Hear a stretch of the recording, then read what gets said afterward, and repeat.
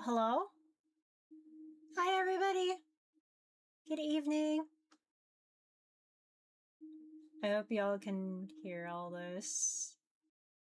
Alrighty. So today we are playing Redline, Red String of Fate, or Red Strings of Fate. Hi, bestie. Hi, Silver. Hello. Thank you for being here. And thank you for the 55 months. Also, is this too loud? Let me know. I had to click into the game, actually. It's one of those where I have to tab in.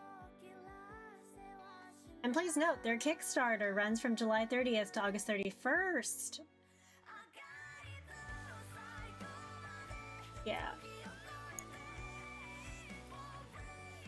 How is it? Full screen window. Okay. Look at the controls. Oh, I don't have a full set. Volume's good? Okay. Alrighty. Okay, so save, toggle save menu, load menu, autoplay is A, control is skip, enter is to submit, escape is to close, cancel, spacebar is the toggle menu. Okay, scroll down, scroll up. Okay. P is phone, B is backlog, space is toggle UI. Okay. Space and arrow. Okay.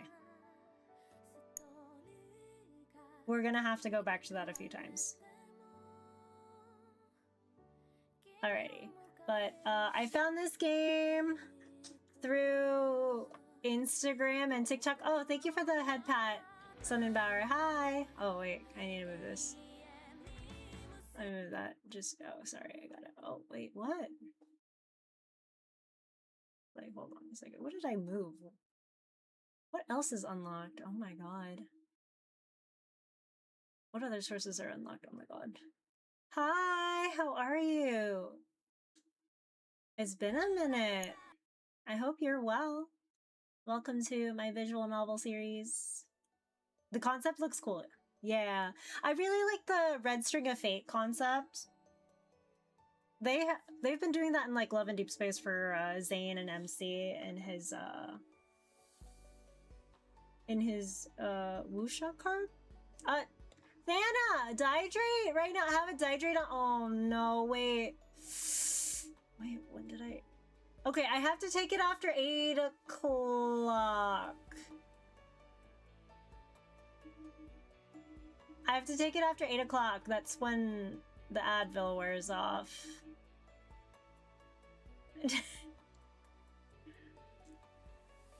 Yeah, do it for me because I can't drink anymore. That's like, man, so Rose and I have been experimenting with mocktails as well, so we've been thinking about that. What was that? Is that my something keeps getting unplugged?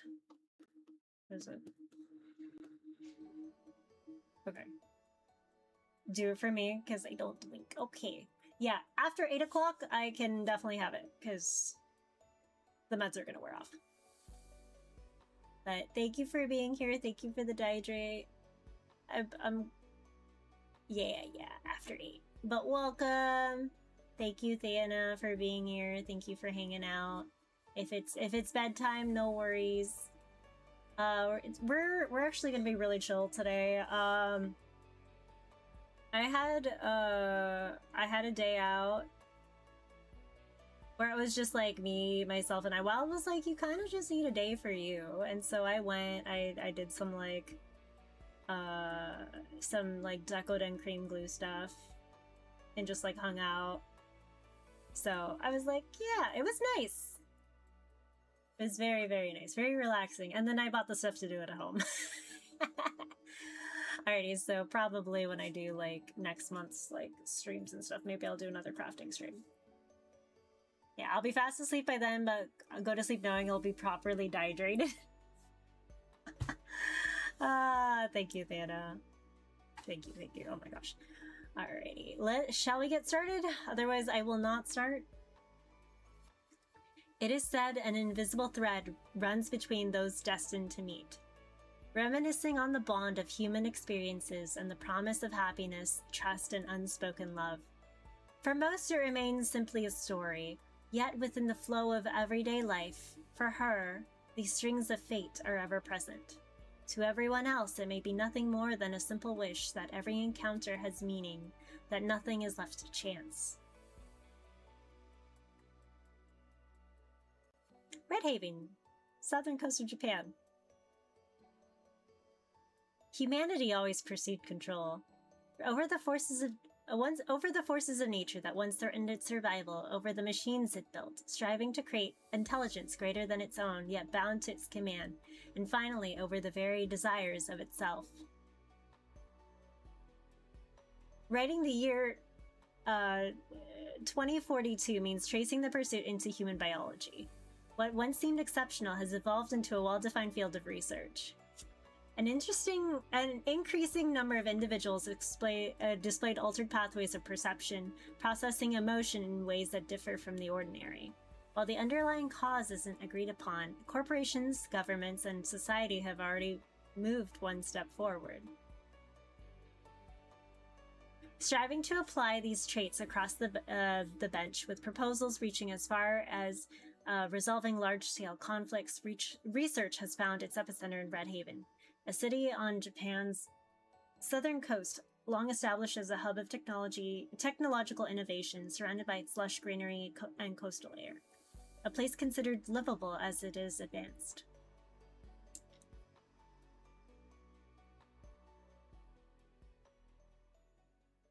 I will also be asleep because East Coast. I might have back this because this concept is cute. Home Mira's place. Oh, cute. We get to customize Mira? A cool breeze slips through the cracked window, brushing against my arm. I groan, tugging the blanket higher only until my nose sticks out. Right, I fell asleep with the window open again. No wonder it feels like Antarctica in here. Still half asleep, I shuffle over to the window, push it shut, and crawl back into bed. Finally, a quiet weekend. I stretch out one arm from my blanket cocoon, patting blindly across the nightstand for my phone. Catching the charging cable instead, I crawl along it with my fingertips until I manage to grab my target.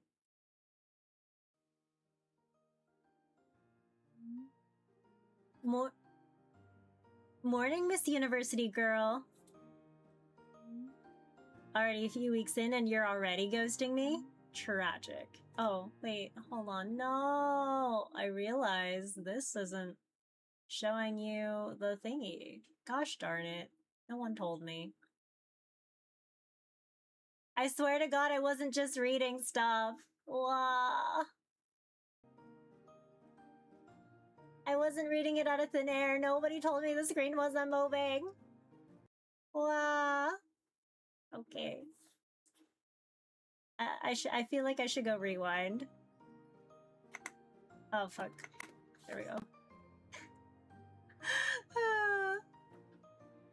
I literally woke up 2 minutes ago. Must be nice, student life, all naps and excuses. Now chop chop. You're just jealous that I don't have to pretend and smile at customers. Please, my smile pays rent, babe. Anyway, at Meridian at 20? Make it 30! Still need to get ready. Fine, but that's your absolute limit. See you there. I let my phone drop onto the bed beside me and stare at the ceiling for a few seconds. With a sigh, I kick the covers off and drag myself towards the bathroom. Cold water and harsh light snap me into motion as I rush through my usual routine. Presentable enough. I grab my bag, slip my phone inside, and head downstairs. The faint smell of Mira's usual omelet breakfast drifting from the air. Heading out, meeting Yuki at the cafe. Shoes on, jacket grabbed, and I push open the front door and step into the crisp morning air. I rub my hands together and breathe into them. A small cloud of steam blooming in the cold air. It's been a while since we've actually met up. Back in middle and high school, Yuki and I used to see each other almost every day. Now it's texts, calls, and the occasional caffeine reunion. The cafe sign comes into view just as the smell of beans hits the air. Yep, this is definitely a smell of Yuki dragging me out of bed. Cafe Meridian, Student District. The bell above the door chimes as I step inside, the soft wave of warmth wrapping around me. Yuki's behind the counter, mid-order with a customer, her hair tied up in a loose bun that's somehow still perfectly in place. All right, latte extra foam. Got it. Coming right up. You walked outside without checking the door hole? Hi, Crimson. I will be waiting for a nerdy boy next door with a penguin-shaped pizza. That's what I'm gonna be waiting on.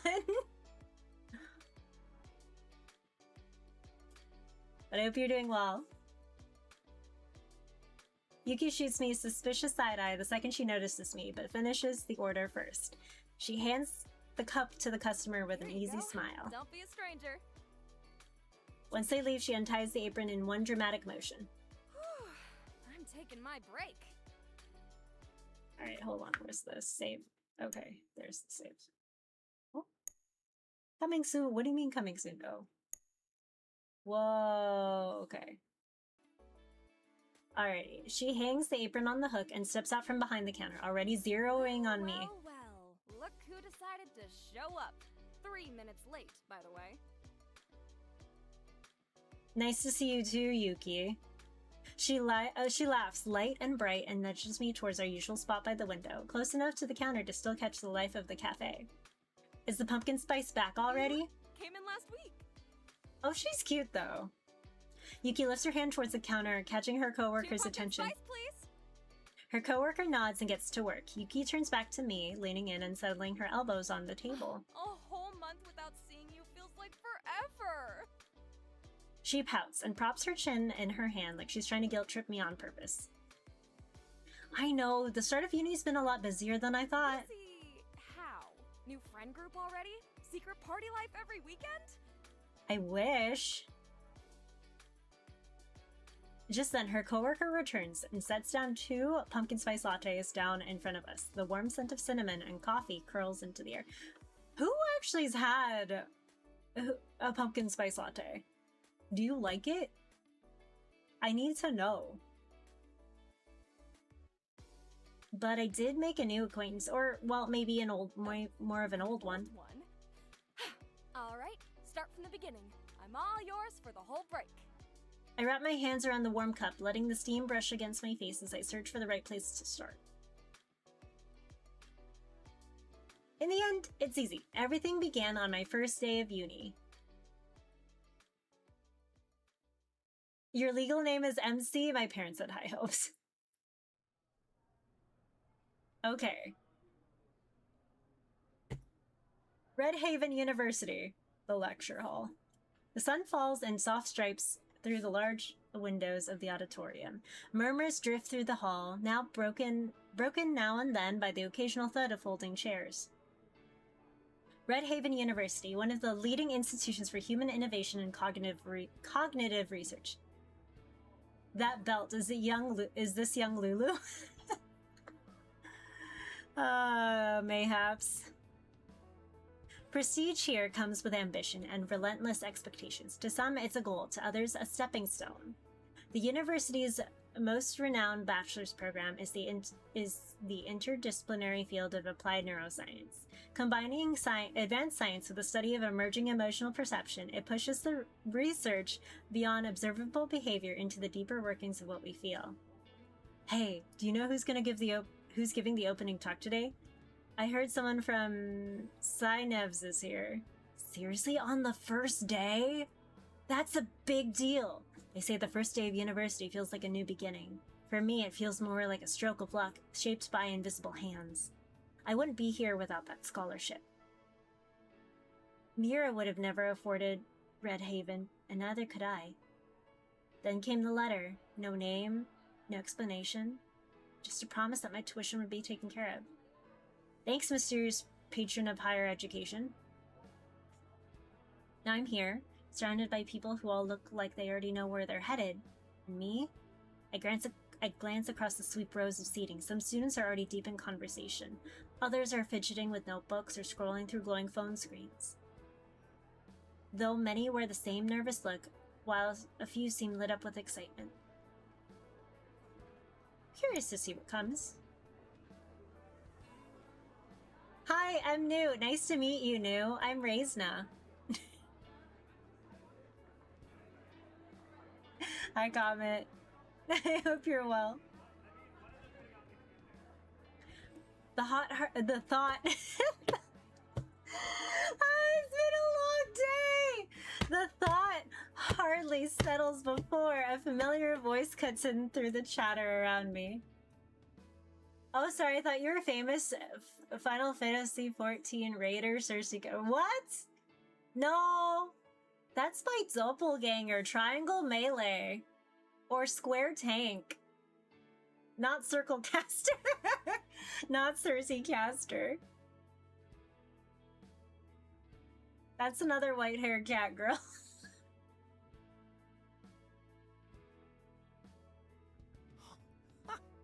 Wait a sec. Is that?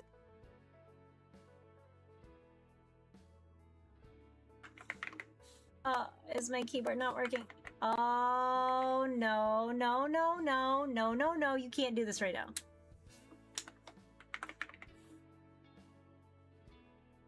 Oh my god, what are we drinking? Give me a second.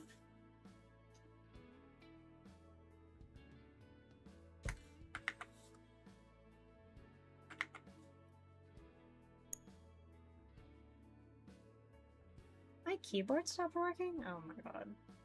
No, not Cersei with 2 R's. What are we drinking? Oh, last name Caster. Also, I'm adjusting to a new mouse. I have an ergonomic mouse now. We're waiting until 8 o'clock to actually dehydrate because I took some Advil earlier. I'm waiting for it to wear off.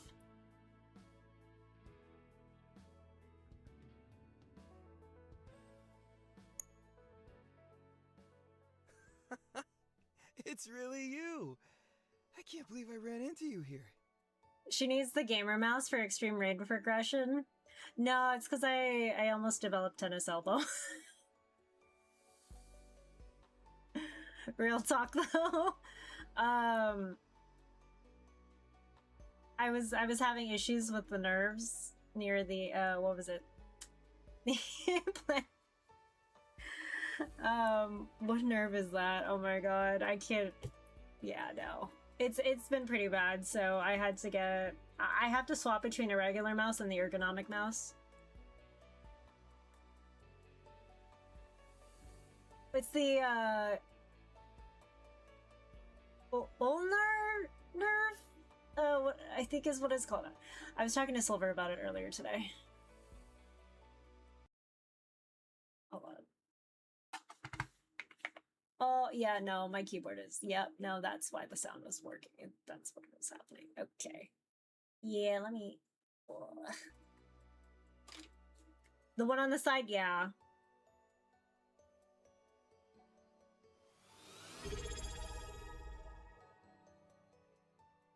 Yeah, the one that goes from the... all the way from the hand to the neck, like the pinky. Yeah.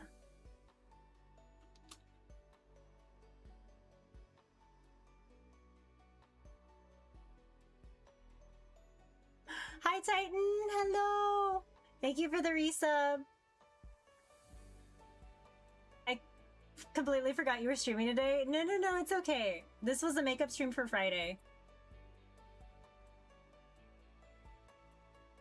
But welcome, good evening.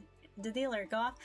I don't know what happened, but a bunch of my sound alerts, like, it doesn't trigger in my headset, but I hope it's triggering on your guys' end. So, like, if I don't hear it, it's fine, but as long as you guys hear it, I'm fine with that. I had I had wrist pain on that side for like 3 months. Yeah, it's been on and off, so I'm just like, all right, well, I'm going to take care of it before it gets too bad. So yeah, also like, That was one of the reasons why I was like trying to go to the doctor. I was like, hey, what's happening? So I was just like, okay, just minor life changes that'll just add up and be better. So I also am getting a bunch of like replacing my wrist rests too. Yeah, I did, don't worry. Yay! So yeah, I just got the mouse yesterday, and so I'm finally like trying it out. It's the Logitech Lift. It's actually nice so far. Oh, this guy's name is Sota. You're studying here too? Applied neuroscience. Same as you, I'm guessing. He grins sheepishly, rubbing the back of his neck, a gesture I haven't seen in years. It's been what, 8 years? 9, actually. Not that I was counting. He was totally counting! You know, I don't know if I'll actually go with this childhood friend. Wow, a shocker. He glances aside, running a hand through his honey blonde curls, still carrying that same effortless disarray I remembered from years ago. He looks almost the same, maybe a little taller. Last time we talked, you were all about building gadgets to help people. Some rescue drone thing, a crowd safety app. You really did want to be a hero, huh? Sota shifts his weight, a faint smile tugging at his lips, almost embarrassed. Well, you once said I was your hero. Figured I'd try to live up to that. Oh no, but you're cute though. He has a great accent though, he does. And hey, it's not too late to change the world. Bit of theory can't hurt. Even if it's just to be your hero again. Oh my god, okay. You're a cutie though. You aesthetically you're not my type, but you're cute, you're adorable. Okay. As he turns, there's a spark in his eyes, the kind that promises he means every word before that familiar smile breaks across his face like no time has passed at all. But seriously, I'm really glad to see you. Oh, hello, welcome. A breeze drifts through the open doors of the auditorium, stirring the air between the aisles. Dust motes swirl in the sunlight like slow sparks, catching the golden tones of early fall. You've hardly changed, Sota. Still wearing your heart out where everyone can see it. You gotta stop calling me out like that. Footsteps echo off the floor as more students hurry in, conversations fading as they scan the room for seats. Sota's gaze shifts to 2 empty seats across the hall as he gestured towards them. Looks like the session's about to start. You want to sit with me? Sure, that'd be nice. Sweet. Then let's go before the good seats are gone.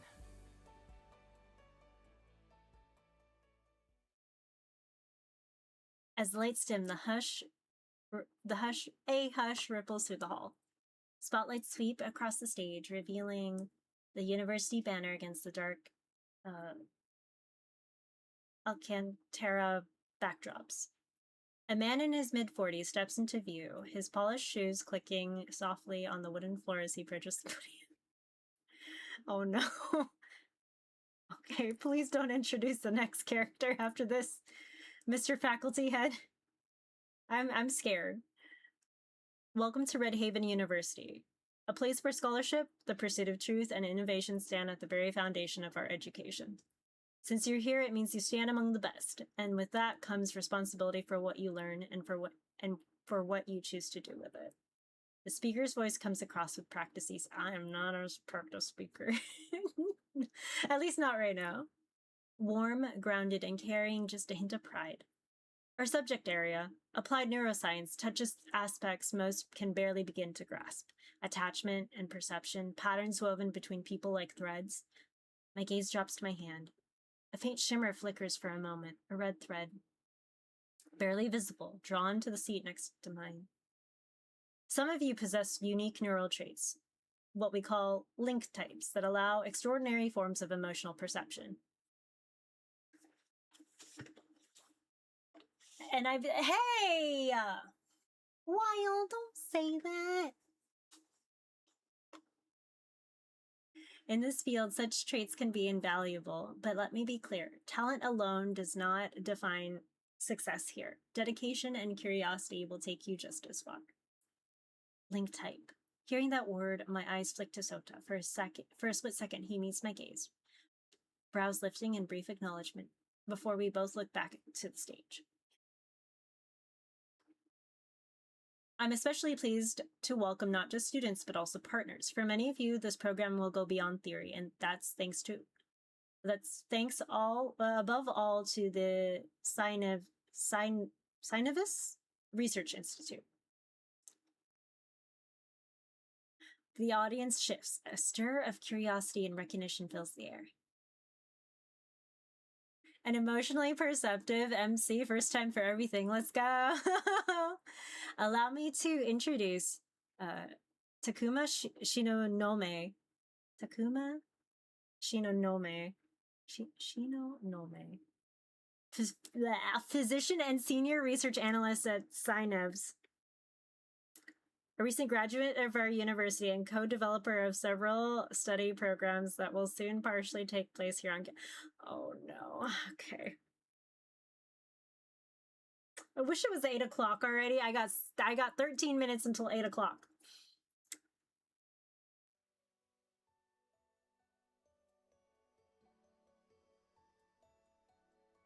Okay, we're fine.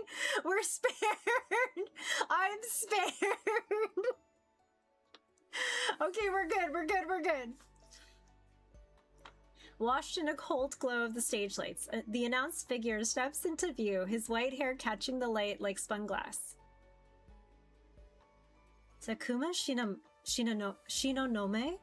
The guy from those articles about limbic data grids? Each step is taken with a reserved precision, his gaze lowered, letting the room exist only at the edge of his sight. He looks way younger than what I expected. As he arrives at the podium, his gaze lifts almost absently, his eyes blue as ice, catching the sun, yet softened as the world reached him through only a blur of water. For a second, it's all I see. The world around me fading behind a silent thread stretching my fingertips to him. It's almost like the one to Sota. But kind of. Thank you for the invitation.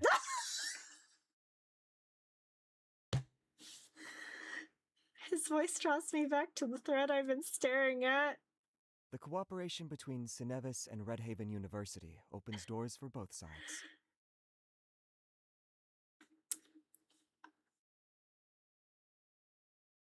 Oh, okay. We're not going to discuss who you sound like right now. We're going to keep going. Blue Eyes White graduate professor, yeah.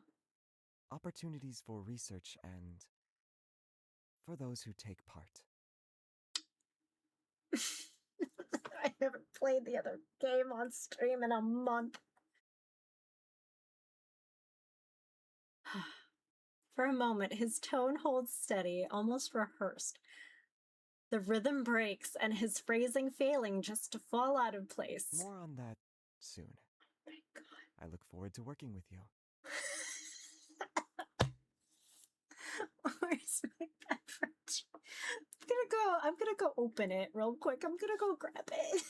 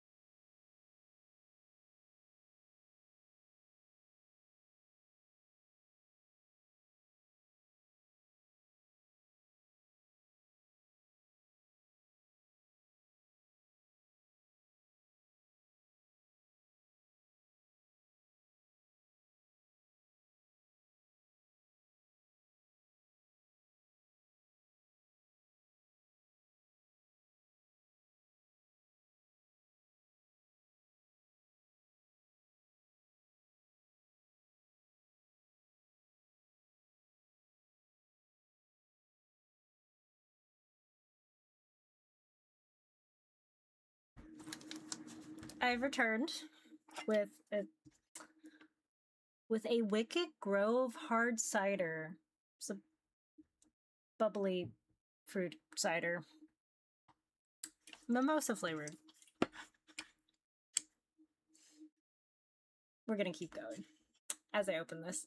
With a brief mechanical bow, he steps back into the shadows, no glance at the audience, slipping away like deer avoiding a projector's beam. Gee, you sound very familiar.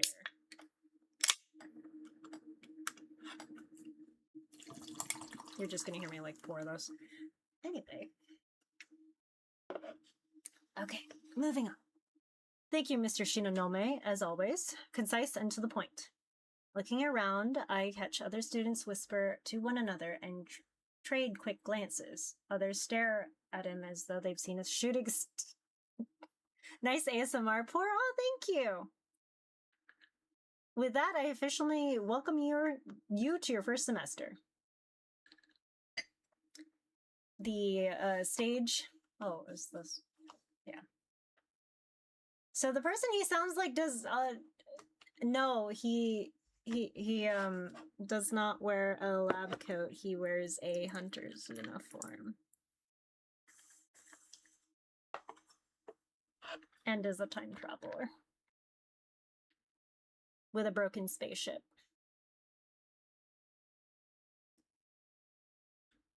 The stage screen glows softly as a QR code fades into view.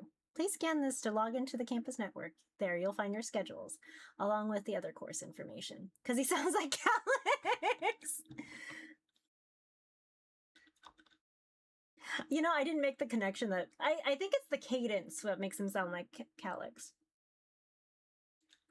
And remember, if you have any questions, your department assistants or Roko, the campus AI assistant, will always be here to help. Be there to help. I wish you an inspiring new beginning at Red Haven University. Haven. As the applause fades, the room erupts into motion. Dozens of students rise at once, rushing for the exits at the back of the hall. Soto and I weave our way between them, slipping free of the crowd into the open corridor.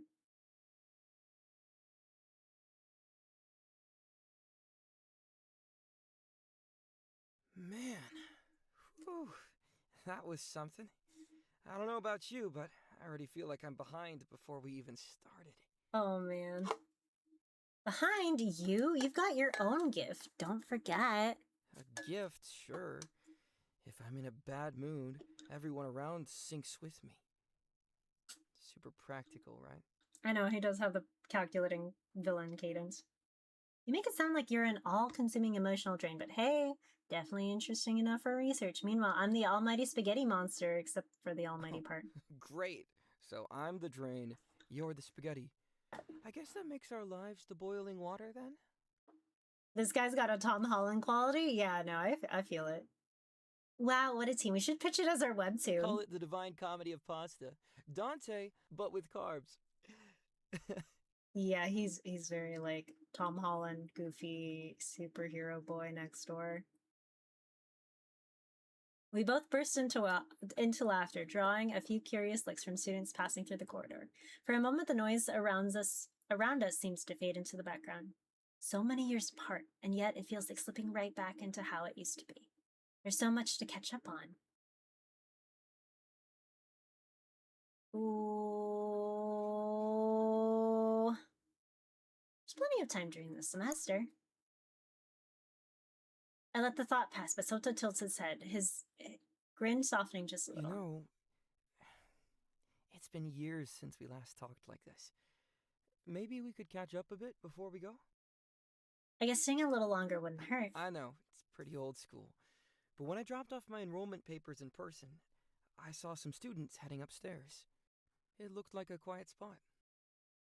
He gestures toward a narrow staircase at the end of the hall. Is that even... Come on, since when did you care about rules that much?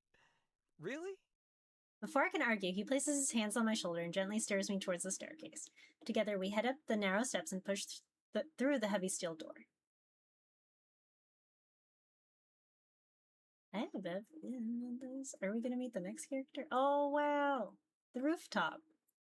Cute. The sun is already low, washing the sky in orange and rose tones. See? Totally worth sneaking up here. Beats the crowded hall downstairs, right? I step up beside him at the wire mesh railing. From here, the campus spreads out below us, the city skyline glowing faintly on the horizon. I admit, it's a pretty great view. A light breeze moves between us, brushing through Sota's hair as he stands with his hands braced against the railing. Standing here with him feels unreal, like I blinked and the years apart never happened. So, what brings you back to Red Haven? Shouldn't you be off building the next big tech empire or something? Yeah, that's what my parents were hoping for. The truth is, I never really wanted to leave in the first place. Not home, Sunshine, nor you. Oh? I actually made it on the list? Obviously. Somewhere between my dog and gaming console. Okay, he's got a little bit of, like, Enix in there. It's growing on me. Truly touching. But yeah, my parents thought sending me to that fancy computer science school was the right move. As if they had anything left to teach me there anyway. You're always so full of yourself as ever. Sota lifts his hands in mock defense. Okay, it's not like that, alright? I just mean, it felt like such a waste of time. Okay, this is what I if Enix was truthful to himself, he'd be saying something like this from Love Spell. And then there are teachers spending hours explaining what a variable is and preaching about clean code. Did his voice just crack? I think so. Oh my god, he's actually trying to defend himself. Sure, make it tidy, but maybe make it work first? Hearing him say that, I can't help but laugh. Relax, I was kidding. You don't have to justify your entire high school experience. He blinks, stares at me for a second, then laughs too. Still, for the record, they really did waste my time. Our laughter lingers for a moment before it fades into the breeze. The quiet that follows rests easily between us. What about you? You know, back then, after everything,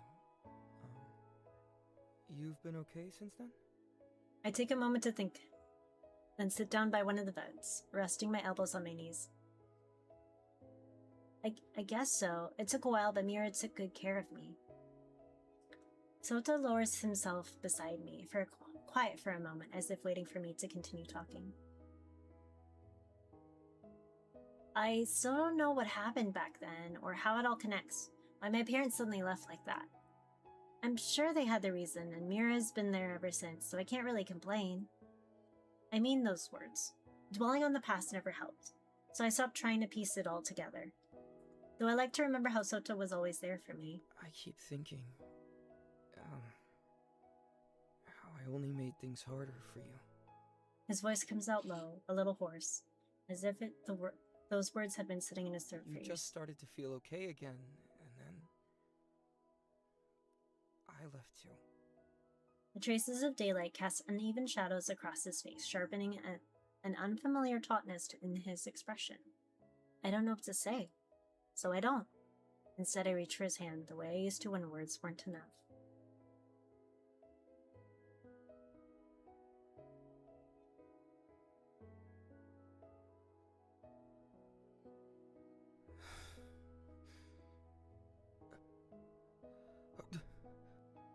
His fingers twitch beneath mine. Out of the corner of my eye, I notice a gaze shift towards me. What are you? I meet his gaze as if something in his expression changes. Huh? Nothing. Just, never mind. I used to do this all the time, remember? Yeah, I remember. It's fine. I don't mind. I trace the small shapes across his familiar palm with my fingertips. A sun, a star, and a clumsy heart. I know, the red nail polish. His hand is way bigger than it used to be. I keep moving my hand across his for a while, accompanied by the faint hum of the city below. Time drifts without either of us noticing.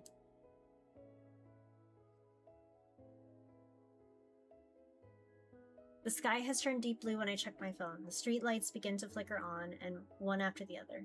It's getting late. We should head back before they lock the door. Getting locked out on here probably wouldn't make the best first impression. Neither of us says much as we get up at an unhurried pace and head toward the stairwell. The door thuds faintly as it shuts behind us, leaving the rooftop to the night.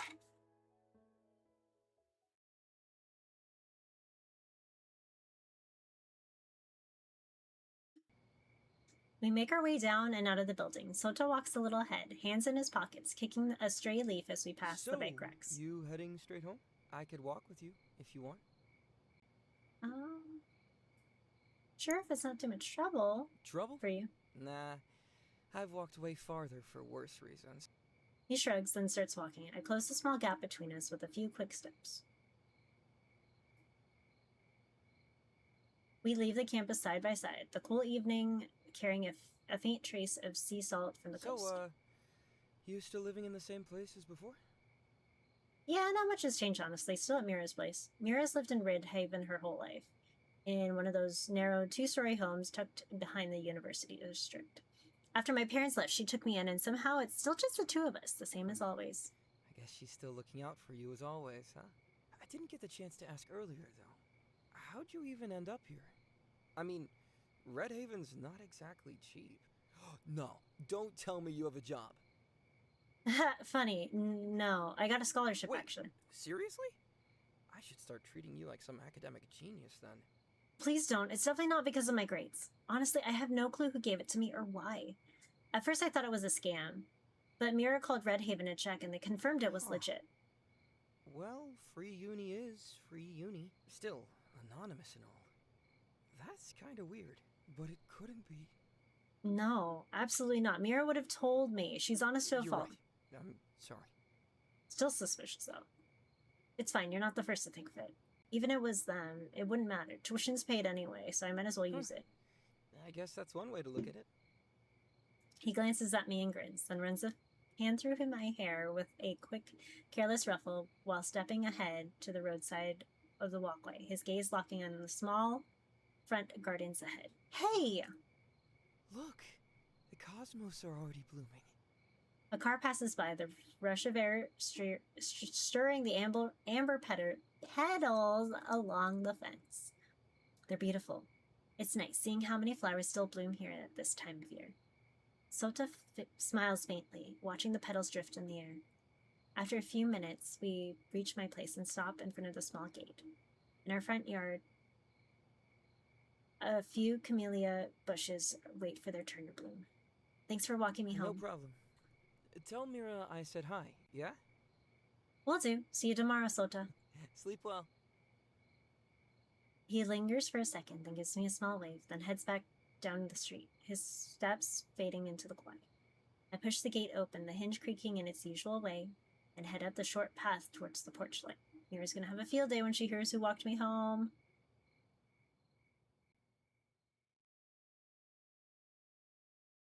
I just tried to talk like him, and it's not easy.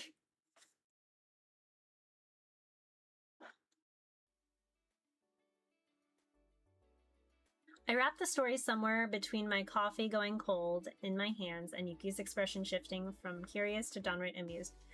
So yeah, that was my first day at uni. No public embarrassment, no breakdowns. I call that a win. That's debatable.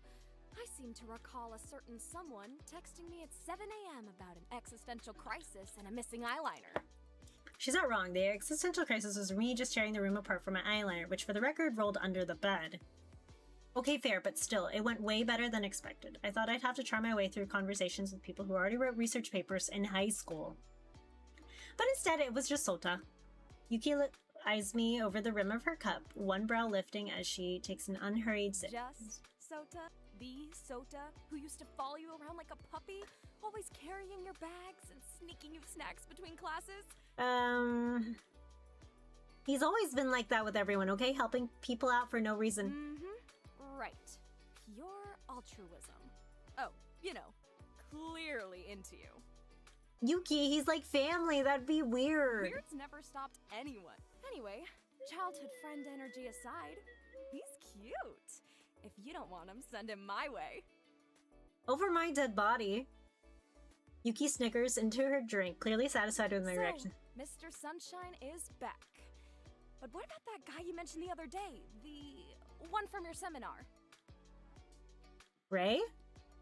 Oh, you probably like him. Super laid back, sometimes annoyingly so, athletic too. At the time, I didn't think much of it. Still, something about him was hard to ignore. Okay.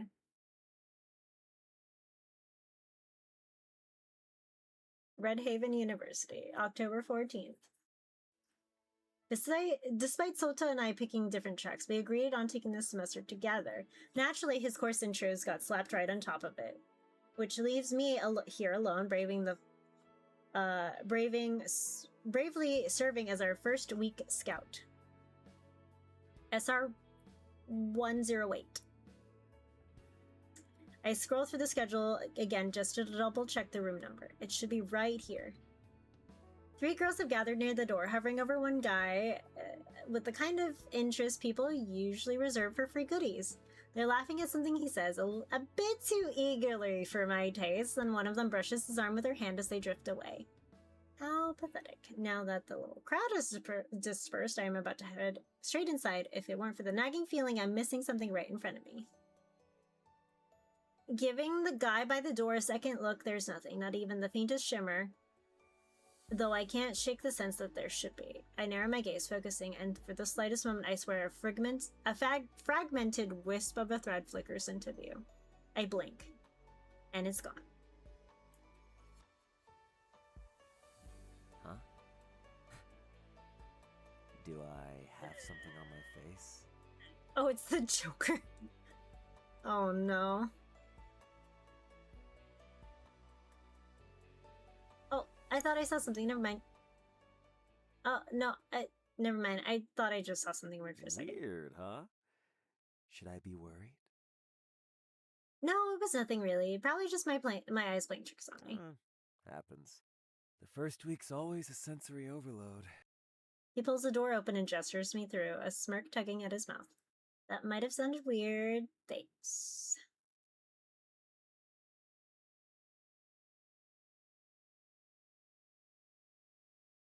I step inside before he can add anything else, then stall, confronted with the agony of choosing a seat.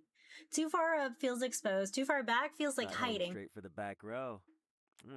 Bold choice for a first-timer. He tilts his head slightly, watching me decide. I figured I'd pick a normal seat, neutral ground. Nothing strategic about it. Sure. I start towards one of the middle rows anyway, pretending not to hear the grin in his voice. Oh, hey. Listen. He slides into the row just ahead of me, glancing back over his shoulder. You've got the look of someone who actually plans to pay attention. So, if you're serious about passing the seminar, sitting near me isn't a bad start. Oh my god, okay. Why? Are you the TA or something? Confident, are you? We'll see about that. After a brief hesitation, the seat beside him ends up winning out. Oh my god.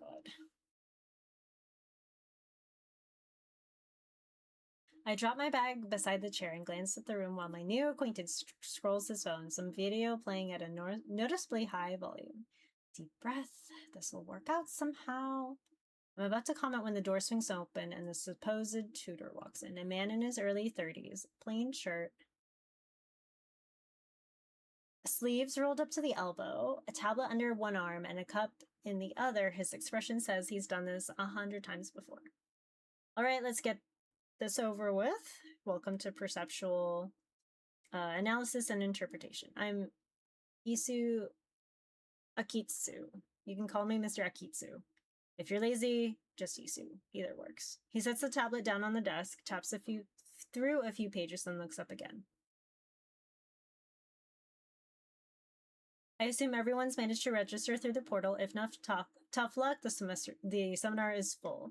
Let's do a quick attendance check, in case someone still can't read the room numbers properly. A few names will be missing. It seems the systems modeling crowd got double booked again. Apparently something's never changed, no matter how advanced tech gets.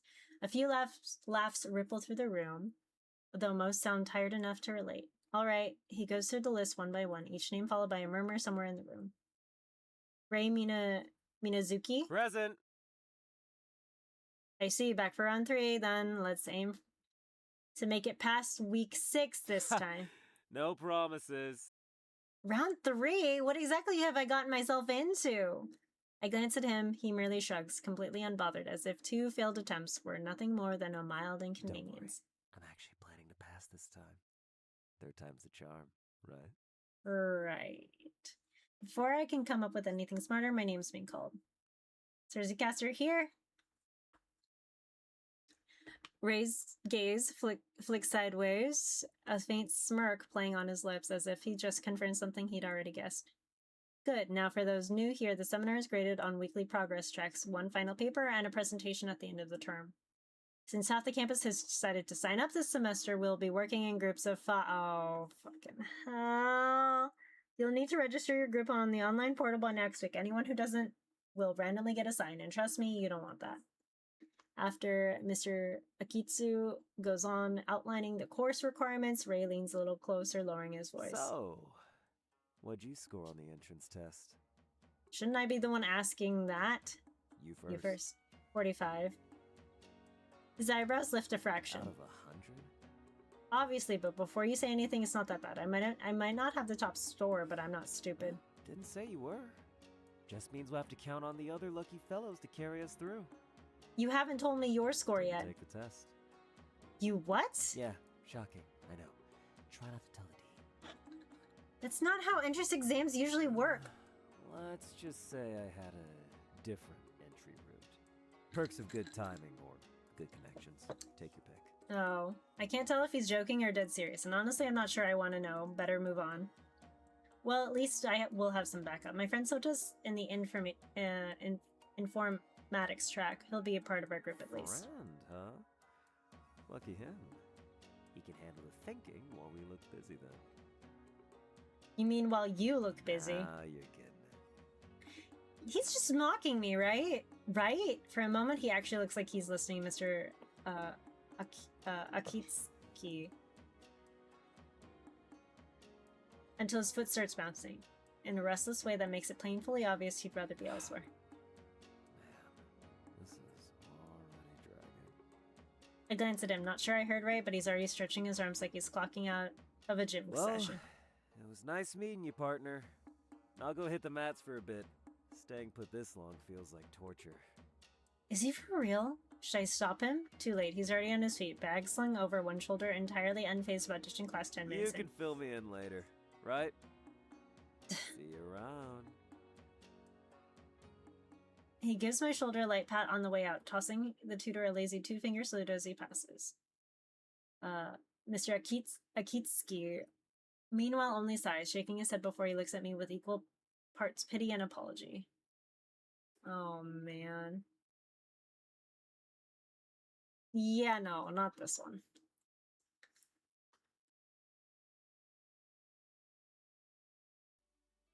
Yuki barely lets me finish before she laughs outright.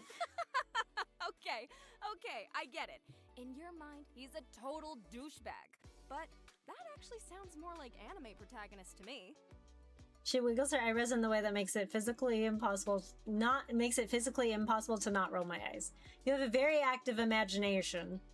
He's just some guy who's at Red Haven because his parents are loaded or something. Zero ambition, zero effort, just hanging around because it's convenient. Sure. Yet, women seem to like him, so something's working for him. Yeah, I literally had the same thought, anime Except protagonist. for you, that is. We are MC. I opened my mouth to protest, but she's already looking way too pleased with herself. What does he look like? She taps her fingers against her cup, very clearly waiting for details. He's athletic, brown hair, wolf cut, green eyes. She's not wrong. He looks like he walked out of an anime where he's clearly the lead. Does martial arts, apparently. And now thinking about it, he looks like he walked straight out of that old Titan anime Mira made us watch. There it is. He's so hot. Oh my god, Yuki. Who, Ray or the MC? She nearly chokes on her coffee. Wait. You're utterly annoyed by that man, yet you remember his eye color and sport? What's going on there? You do realize I have to work with him this seminar, right? It's not like I can just not notice who I'm dealing with. Wow. Should I call HR? Or are you handling this investigation on your own?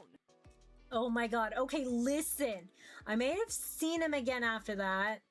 Yuki pauses mid-sip. She smells drama like a shark smells Oh, blood. go on. On my way home, I passed the terrace of the martial arts building. You know, the one with the tatami mats facing the courtyard? He was training there.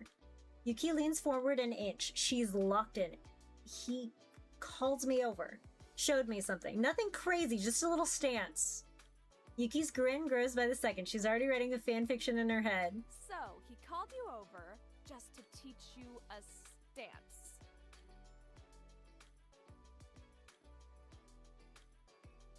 Okay, I feel like I would be asking the same questions Yuki would be asking, though. For real, though. You remember his eye color? This is not a game with a lot of character portraits. Yeah,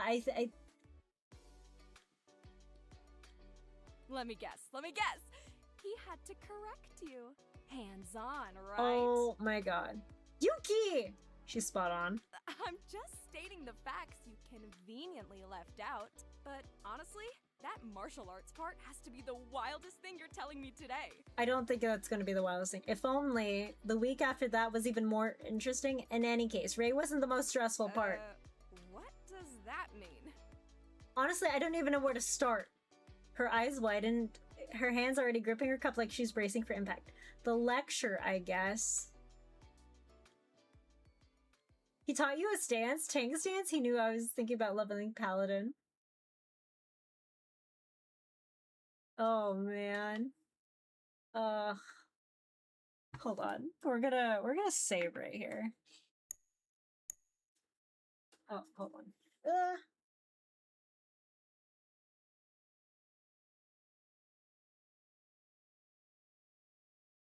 Oh my gosh.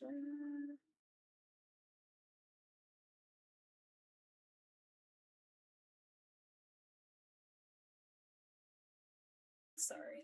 Keep getting notifications from my sibling. Alrighty. The alarm had already gone off 3 times before I finally opened my eyes. I glanced at the clock and it makes my stomach drop. Oh my gosh. That sounds like me. I have to set like 3 billion alarms. Oh shit, it's already this late. I scrambled to get ready, throwing on the same outfit from yesterday. No! Don't throw on the same outfit as yesterday. Just at least, I don't know. No, I'm late. No breakfast for me, Mira. Not even toast? Her usual take care trails after me as I rush out the door, breathless from running through the streets all the way to campus. I finally reach the auditorium. I hope Sota saved me a spot, otherwise this is going to be awkward. Red Haven University, the main lecture hall.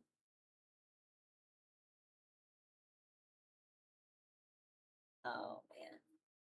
I slip inside as quietly as I can and scan the rows until I spot him in the middle section, waving subtly with an open seat beside him. Squeezing past the line of students already settled and muttering apologies under my breath, I reach the spot. Your hair is a total mess. What'd you do? Did you sleepwalk all the way here? Yeah. Mira, shove 2 pieces of toast in your mouth as you run. It's traditional. This is tradition. But okay, I do enjoy the fact that they are in university. I do enjoy the fact that they are adults. I like that about Love Spell. I like that about this one. I can be like, okay, yeah, no. School Ultimate game? Yeah, they're in university this time. Sota is the childhood friend. He's very like Tom Holland, Peter Parker, Spider-Man vibe. Kind of goofy, kind of nerdy. Really sweet. We met the classmate who's athletic. He's kind of like, they compared him to like an anime character. They're like, oh yeah, no, he looks like he walked straight out of an anime kind of thing. He's got that kind of vibe. Very funny. Thanks for the seat though. I settle in at last, letting my gaze drift down to the front of the room. Oh no. Oh no. Please no. No. No, no, no, no, no, no, no, no, no, no, no. Don't open your mouth, sir. Please do not talk. Professor, do not talk! The man at the podium stands with effortless composure, broad-shouldered, dressed in a dark three-piece suit. His very stillness commands attention. No! Uh-oh. I know that stare emote, Crimson. He has been speaking on the frontiers of research and enterprise, where emotional perception collides with business and ethics. He is Lev Kazama, CEO of Nexacorp. What began as a small tech startup with Sinev's support rose only within a few years to rival the country's most influential cybersecurity companies. At the same time, he serves as a junior professor at Redhaven University. His name is whispered from academic halls to corporate boardrooms. For although the act condemns the doer, the end may justify him. Niccolo Machiavelli.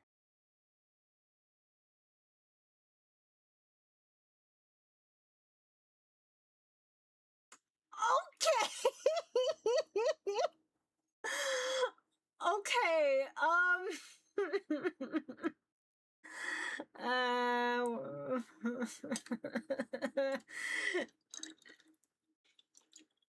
Pours more into that cup and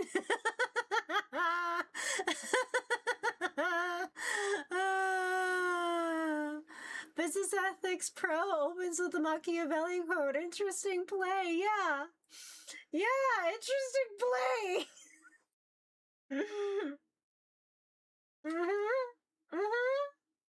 A principle that has endured for centuries. I can't. Meme, I'm in danger.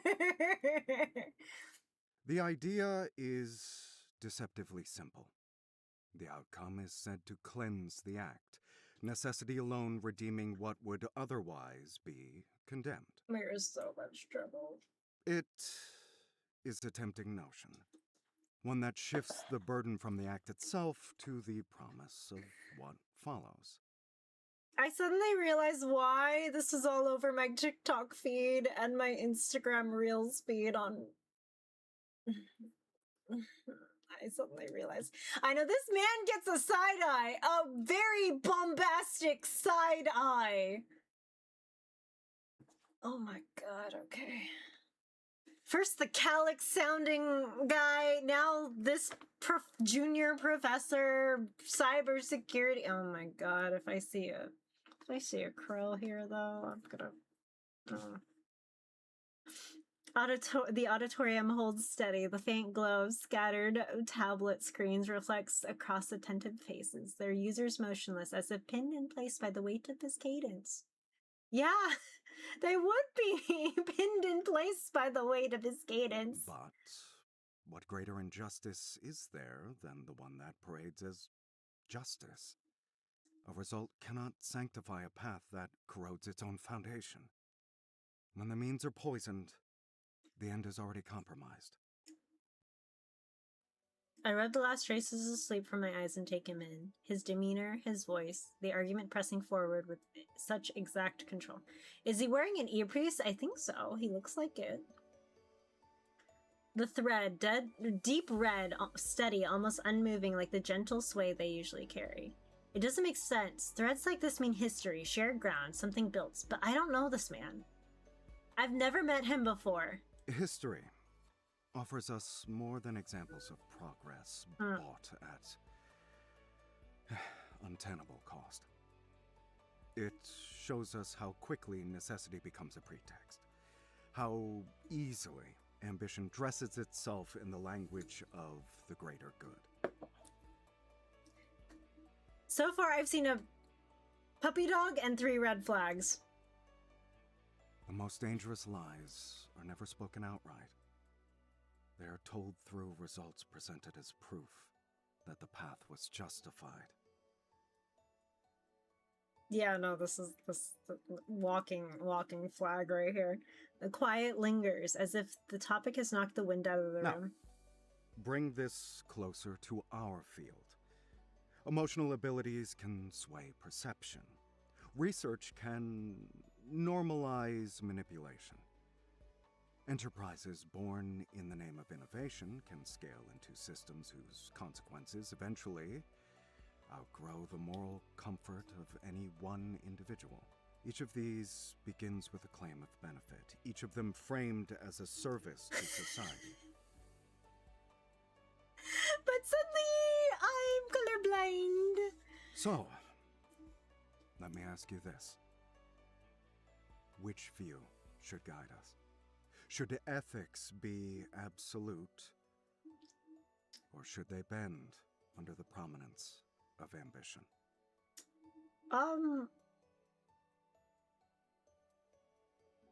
My PCP from Lincoln City would like to have words with you, Mr. Lev. His eyes travel across the rows, detached yet deliberate, until they halt on me. The young lady with red flower in her hair, a few rows from center. Would you share your perspective? No, thank you. Oh.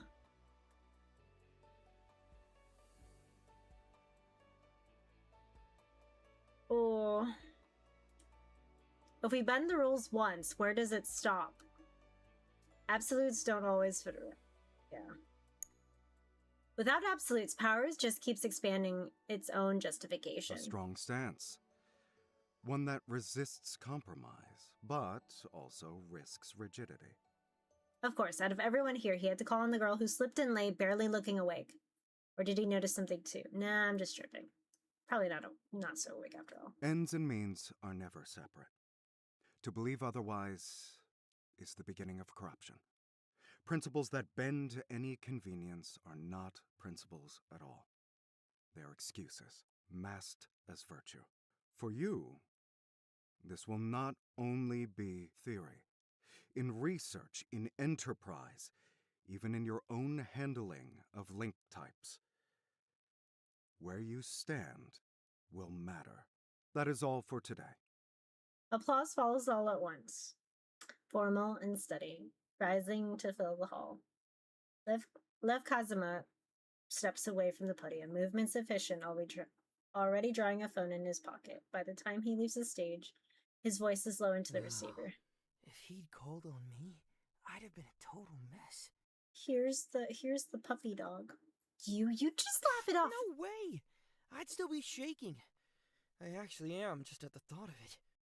The heaviness of the lecture hangs in the air, but Sota's laugh makes it feel lighter, like a window cracked open after being inside for too long. Yeah, that's all for class. Even Ray could have finished that one. Yeah. I gather my things as the crowd breaks apart. The rest of the day pulls us from one lecture to the next. By the time Sota and I step out of our last class, my shoulders ache. It's been a long day. Oops.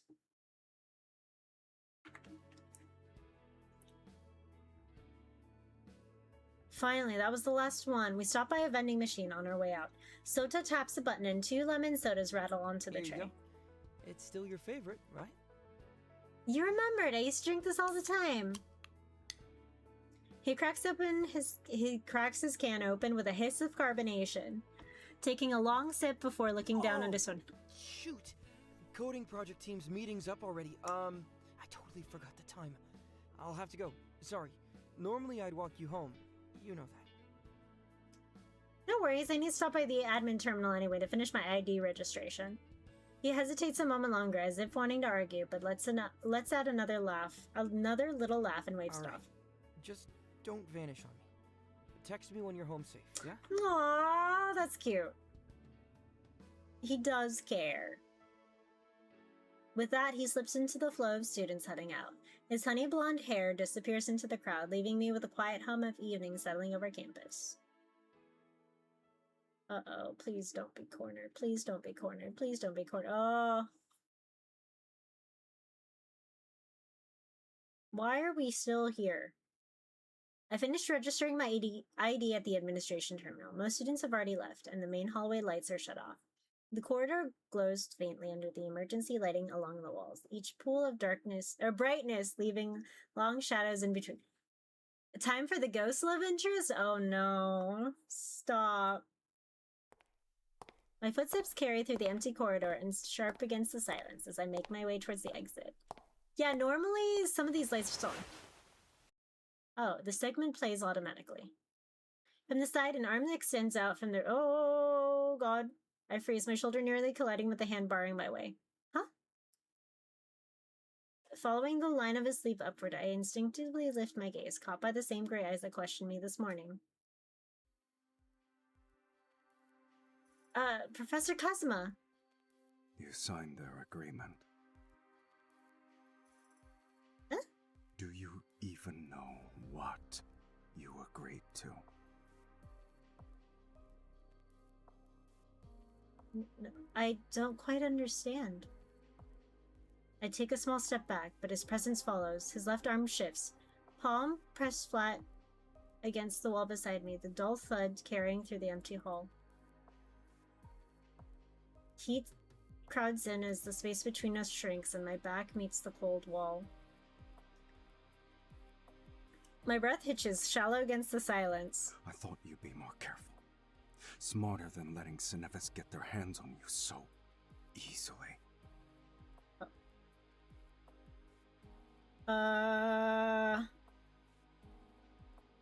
His sleeve brushes my arm as he leans in.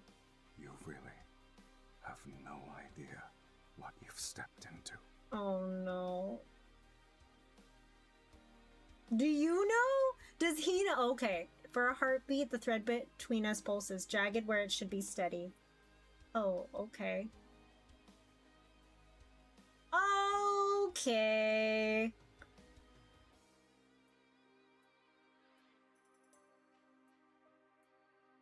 Standing bent over, gaze lowered past me, his strained breath grazes my temple. Oh. Ah, yes, the heavy breathing. I've missed this terribly. I know, take it down a notch, Braithwaite. I can't help but stand frozen, my eyes fixed on him. His look raw and almost bleeding. Yeah, he does look like he's bleeding. I mean, what?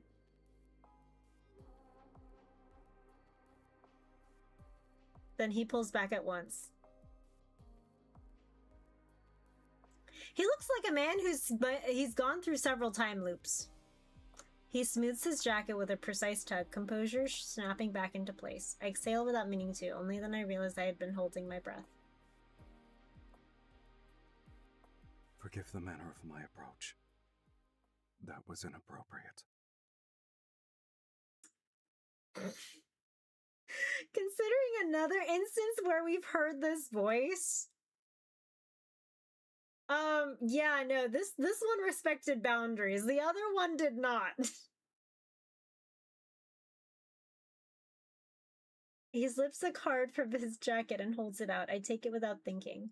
Fingers closing around the card before my mind catches up. In case anything unusual occurs during your involvement with Cinevis, do not hesitate to contact me. Good evening, miss.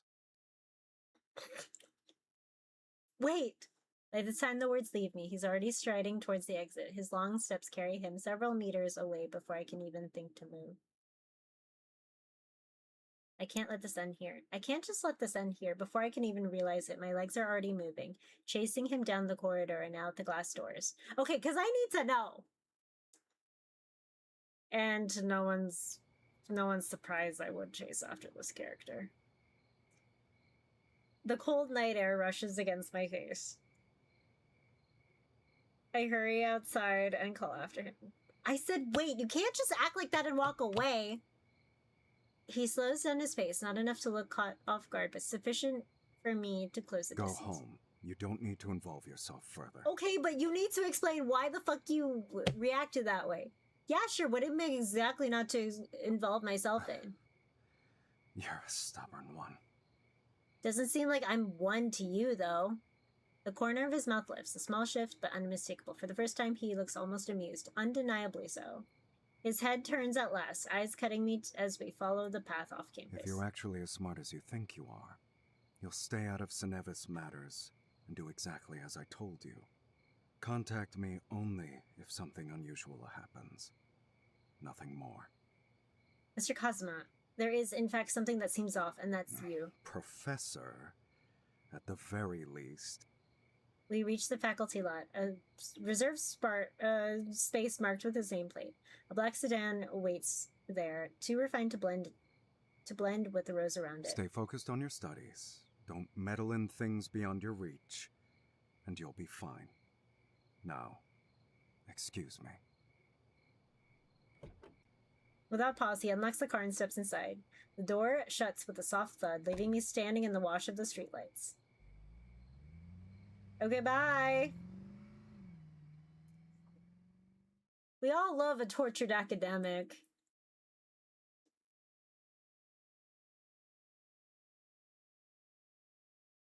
So, let me get this straight. Yeah, no, Yuki would be me. You sneak into a lecture late, get called out by the professor, and then he corners you in a hallway? She's already writing the AO3 version. You make it sound worse than it was. Worse? Babe, that's literally something out of a true crime podcast. Or an Atome game. Or both, honestly. Don't tell me he left you with some cryptic calling card.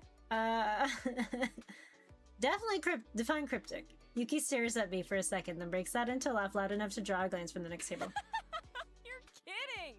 I swear, if this man doesn't secretly run a shadow organization, I'll eat my apron. Please eat it, thank you. He's a professor, not a supervillain. Same thing, different PR strategy. Though, I'm not sure he quite got that. Alright, come on, what's his name? Spill. Lev Kazuma. Apparently he's the youngest professor in Redhaven and- wait. Leave Kazuma? Leave. As in double espresso, no small talk, leave Kazuma? What? He's one of our regulars. Doesn't even order himself. Someone from the office calls ahead. Always takes the same seat in the back. If someone's already there, we're supposed to, you know, rearrange the situation. Oh, man. Tall, rich, kind of intimidating. You know what? I take back the true crime bit. We are officially back in Atome territory. A shadow organization in some sort of forbidden zone that, you know, was a site of a catastrophe. I can't help but laugh. The image fits almost too well. Yuki leans in over the table, her eyes gleaming with mischief. You could blame him if he got a little distracted. You're kind of unfairly cute when you panic. Yeah, right. I'm sure that's what he was thinking while interrogating me. Hey, I'm just saying.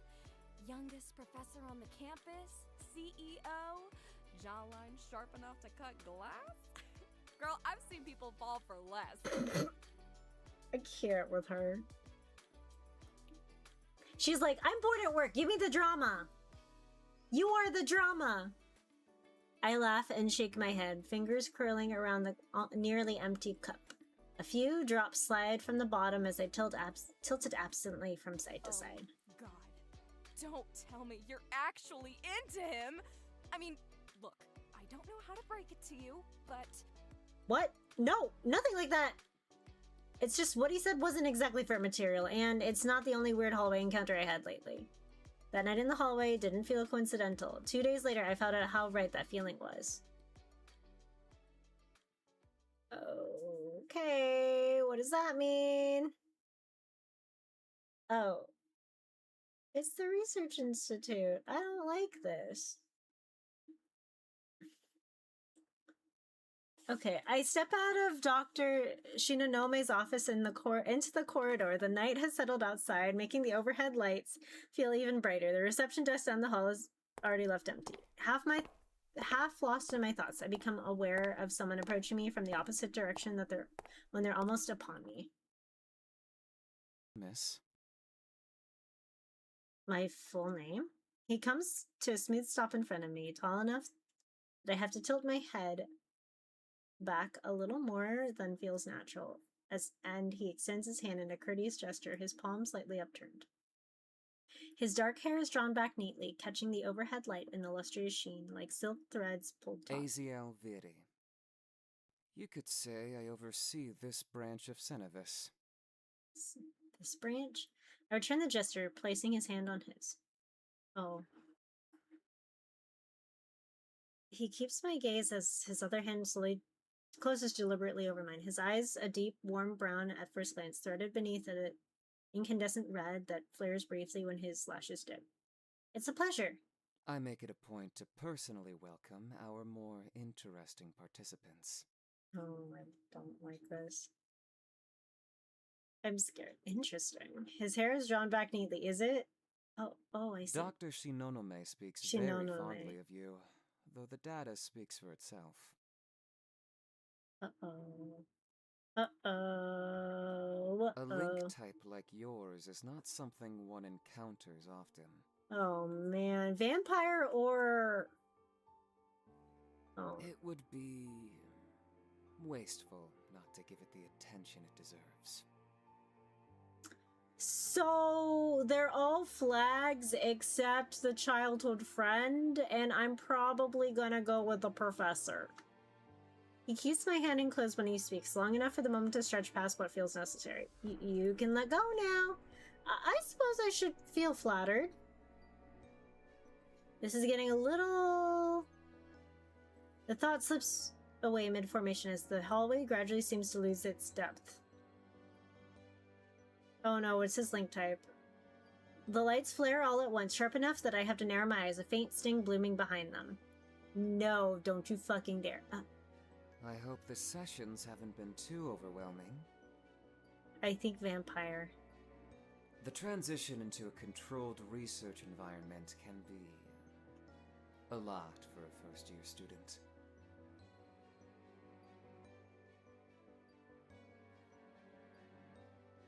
Somewhere between our hands, a familiar tension stirs.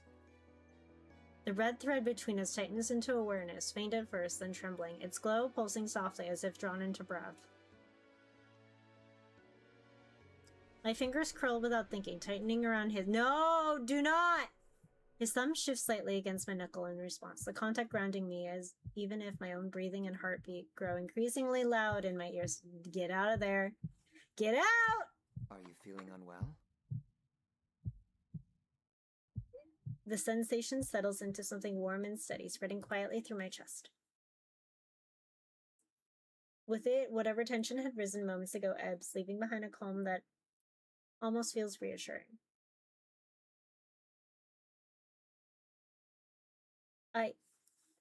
No.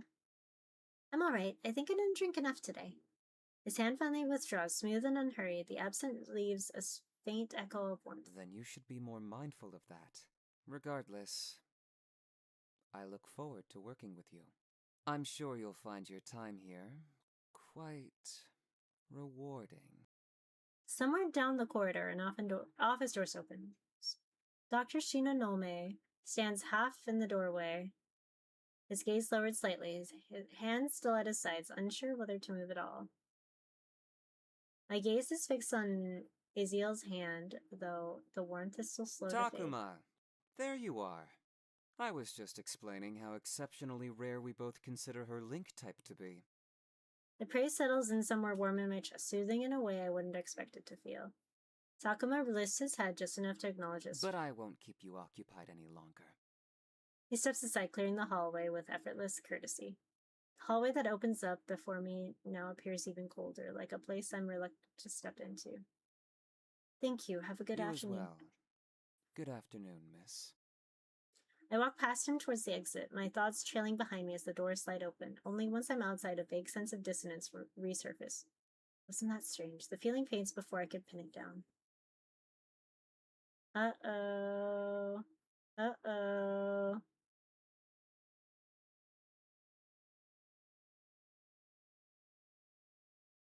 Okay. No, that's not funny. What? I'm serious. Something about that doesn't sit right with me.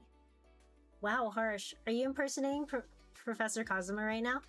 Yuki doesn't smile, not even a little. He was just being attentive, I guess, and I probably stood up too fast or something. Maybe, but I wouldn't want to be alone with him. You're really not joking, are you? I'm not.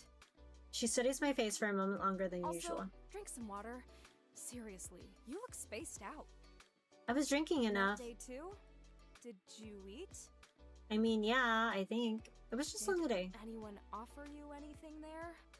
Yuki, you don't have to educate me about stranger danger. I'm not. I just want to make sure. Gotta be careful, especially in places like this. Even if her concern feels a little much, I know she's just looking out for me. No, I wasn't offered anything. I was only at Dr. Shinonome's office before that, that's it. Fine, but still, next time something like that happens, call me. Now you really do sound like Cosmo. She huffs a quiet breath, shaking her head. So, this Dr. Shinonome you mentioned. Shinonome. Is he just as sketchy? God, no. If anything, he's a little awkward and an endearing... Oh, no.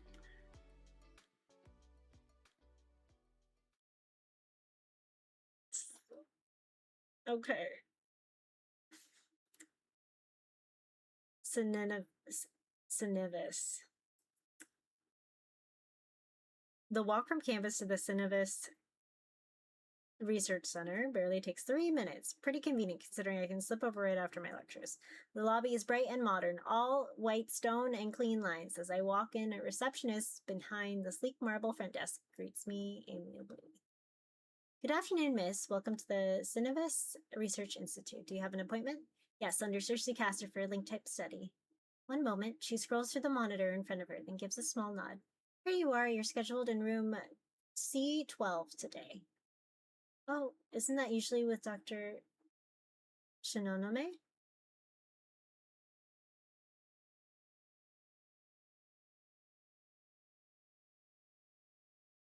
She glances up, seeming mildly surprised. Is that important? Do you need Dr. Shinonome specifically? No, I'm just asking, it's fine. Then C12 is correct. You can head down the hall and take the elevator to the 3rd floor. I'm halfway to the elevator when someone turns the corner. White coat, white hair, and thin, hollow tablet tucked under one arm. You're early. That's good. Oh, Dr. Shinonome. I was told to go to C12? He pauses and studies me for a second, then glances at his tablet. That must be a scheduling error. Your session is with me. Please, this way. He steps past me and opens the door to his office lab with one quiet motion. After you. Thank you. Huh. Wait, okay, so... Oh. I walk inside and the door closes softly behind me. The room is exactly how I remember it from the evaluation. Neat, tidy, except for the desk, where the mix of printouts, notes, and books are spread all over. Not that I'm in any position to judge, considering what my own desk looks like since university started. But what draws my attention is the aquarium in the corner room, which I very professionally pretended not to stare at last time. With Dr. Shinonome not here, I stepped closer to take a proper look. A pink axolotl drifts lazily through the water, its tiny legs paddling a bit clumsily while a school of blue-striped zebrafish weaves around it. Up close, it's even cuter. It was indeed a switch-up. I jump. Is it a giant axolotl? Yes. I jump. Oh dear. I swear the door didn't make a sound. To my luck, he doesn't seem to notice my little flinch, since he's partially lost in his own thoughts anyway. The receptionist seemed unusually abashed when I asked about your room assignment. A more notable reaction than a simple clerical error usually warrants. Maybe she thought it would annoy you. Annoy me? No. I merely told her to update the system so your sessions are routed to my room. Oh.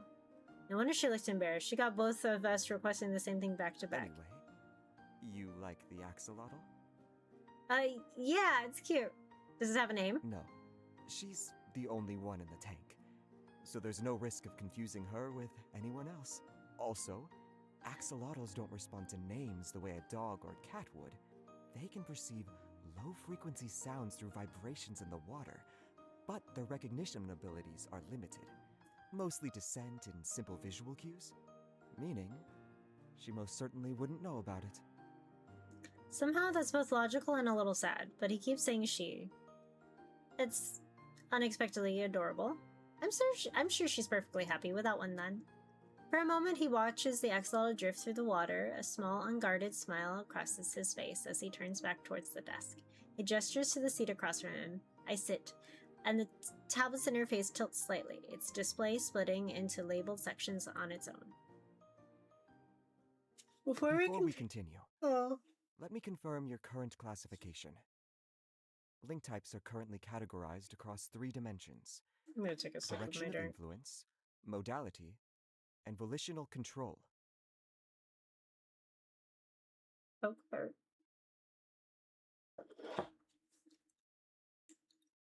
He glances at the tablet, though it seems more like a courtesy than Based on your necessity. evaluation, your link type is marked as bidirectional, perceptive, and passive.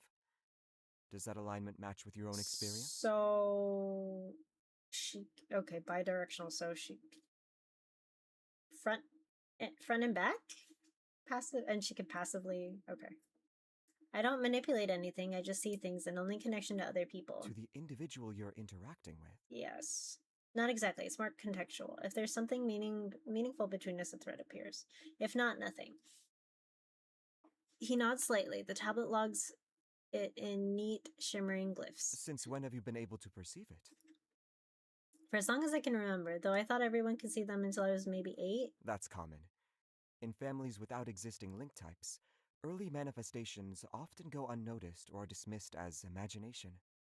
Education systems don't cover the topic in enough depth either. It's only natural to treat one's own perception as objective reality until proven otherwise. He really is a pro at turning a simple question into a whole lecture. Do you perceive it constantly? Not consciously. They're always there, but I usually tune them out. It's like your own nose, I guess. Your nose? Yeah, it's always in your field of vision technically, but your brain filters it out. Threads feel like that. They only stand out when something draws attention to them. I see. His eyes flick briefly to the tablet before returning to me. Do you perceive threads between third parties? I don't think so. At least I never noticed anything like that. If it happened, I'm pretty sure I would have seen it. If you ever notice anything like that, feel free to bring it up. Otherwise, any irregularities, flickering, incomplete manifestations? Irregularities? I mean, there are things. Raised thread is strange. Sometimes this thread feels stronger or more present than it should. There's something strange. If it was a real anomaly, he should probably know at least the thing that was going on with Ray. Maybe one thing, actually. There was a moment where the thread felt off.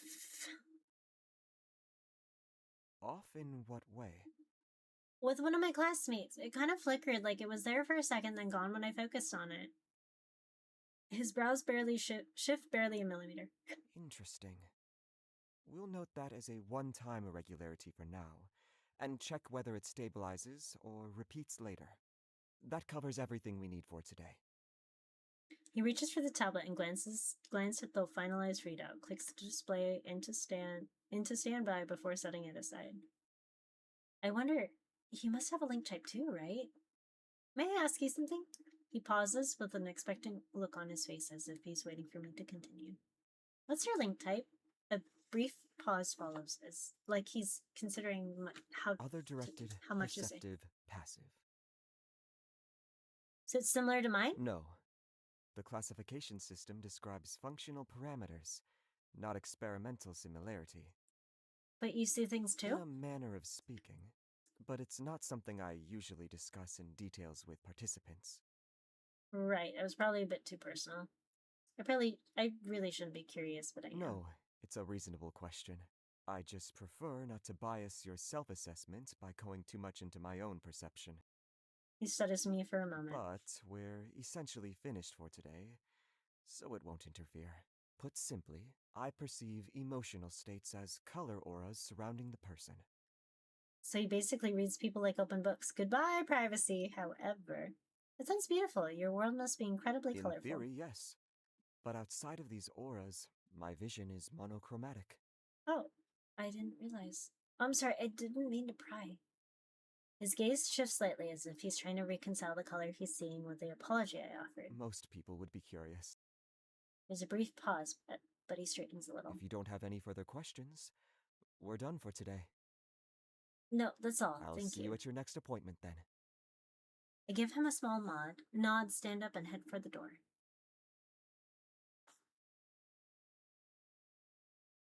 So he can see aura. Alright. You're right.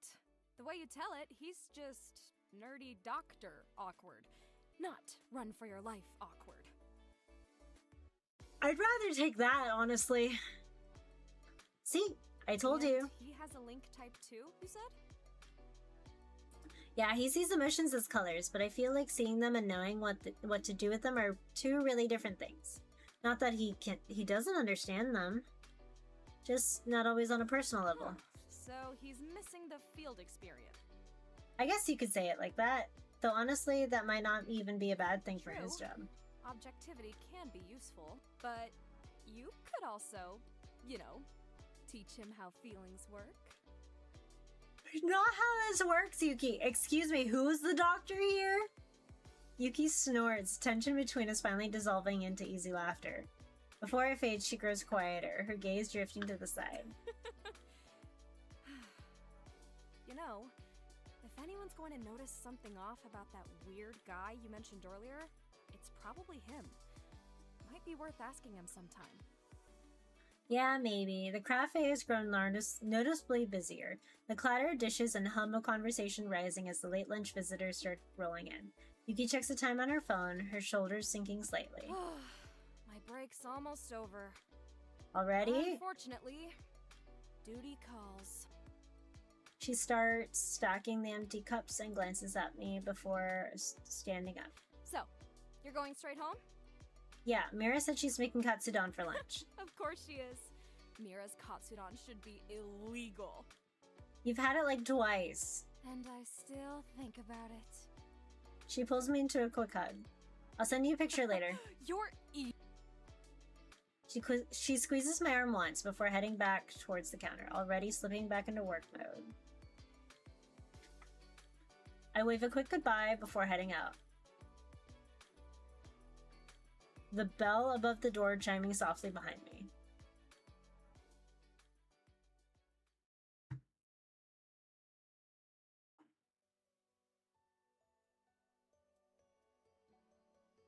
There's comfort in knowing some bonds exist beyond words. Not every connection needs to be understood right away.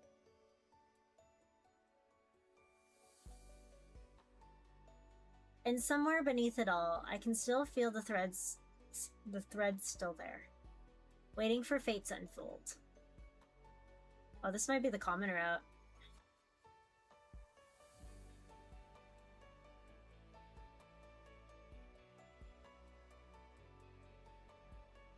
Independent, self-funded project, bringing the project to life, including music, Kickstarter, voice acting. They have a Kickstarter running from now until July 30th, 14 days and 18 hours to back the project. Coming soon. That was hour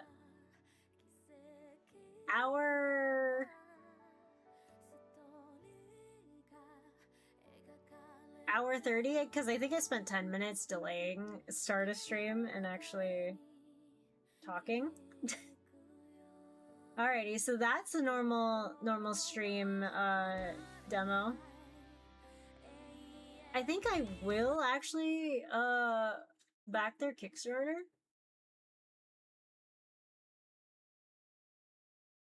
I might actually back their Kickstarter. I kind of enjoyed it. I'm like curious.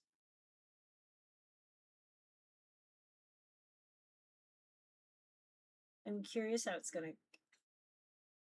Ooh, hold on. Let's see what's on this Kickstarter. I know 90 minutes. That breaks. I know that cafe gives long breaks, right? But also maybe MC's just fast at like showing his story. Alrighty, so I'm sharing my screen. So this is the kick. Oh, they made their goal. Nice. Okay. Alrighty, so there's 251 backers. I'll be back in this shortly. Alrighty, so if you all didn't get the premise already from the demo, It is a sci-fi otome visual novel game that is set in a coastal city in southern Japan, where gifted individuals can perceive, interpret, and influence human emotions. And you play as a university student who's entering this university. Hi, Sharky. Hi, Suzu. Hello, how are you? Welcome back.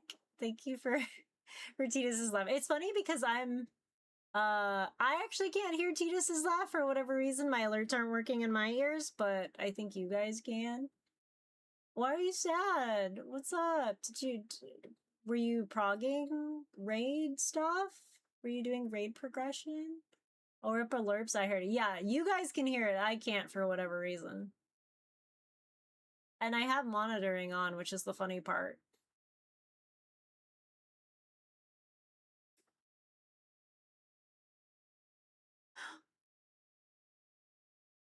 Hayden Panettiere? Wait, no. Oh no. Sorry, like you're gonna see me. Oh my god. Okay, I loved her. I loved her as Kyrie. Yeah, no, wait. Hold on. Oh no. She's so young. Oh my gosh. Hold on. I'm gonna have to like look at this off screen. Hold on. It drags this elsewhere. Hold on. They have not disclosed.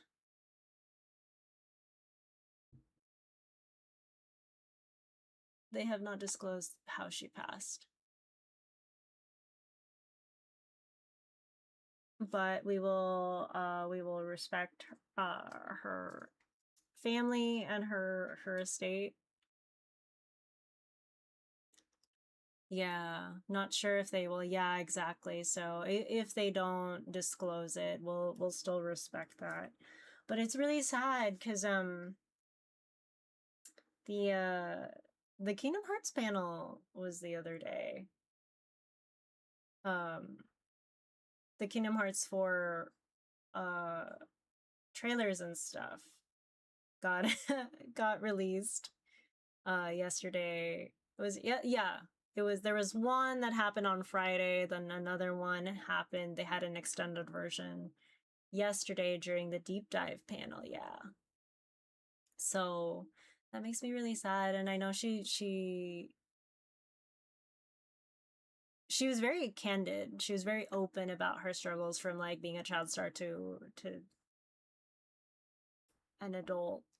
So, oh man, I hope it wasn't related to that. So my heart goes out to her family. I hope she does rest in peace. But man, man, no, I am a little sad. I'm gonna listen to her song. Hayden Panettiere had this song called My Hero Is You, and I remember there was some AMVs that I saw, like Kingdom Hearts AMVs, like my OTP AMVs with her song. So guys, you should go listen to it. It's like 2000s pop, but like it's really cute. Oh my god, I think I'm just gonna have a friend just edit some song, like some AMVs and like get GMVs to it. Man. But other than that, Suzu, I hope you're doing okay. We've been doing more visual novels and otome games. We're actually going over the Kickstarter for this one that we just played. It was a pretty nice demo. It was like hour and a half. Alrighty, so there's gonna be 5 routes. Sota, the professor, this weird person, the doctor, and this athlete guy. So 2 of them are her classmates.